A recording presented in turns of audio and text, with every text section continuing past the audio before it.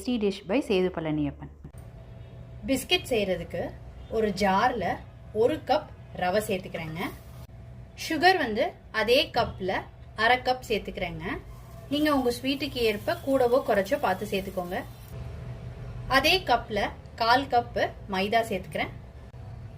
இது எல்லாத்தையும் சேர்த்துக்கிட்ட பிறகு கிரைண்ட் பண்ணி எடுத்துக்கலாங்க. பவுடரா கிரைண்ட் பண்ண மாவை ஒரு பவுலில் சேர்த்துக்கிட்டு இருக்கேங்க. இப்போ இதோட மற்ற இன்க்ரீடியன்ஸ் எல்லாம் சேர்த்துக்கலாம். இதில் 1/2 ஸ்பூன் பேக்கிங் பவுடர் சேர்த்துக்கிறேன். 1/4 ஸ்பூன் பேக்கிங் சோடா சேர்த்துக்கிறேன். இதை நல்லா மிக்ஸ் பண்ணிக்கலாம்.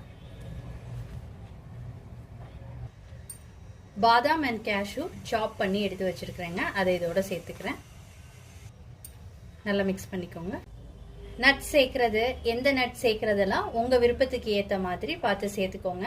சேர்த்துக்கிட்டிங்கன்னா டேஸ்ட் வந்து நல்லா இருக்குங்க. ட்ரை இன்க்ரீடியன்ஸ் எல்லாம்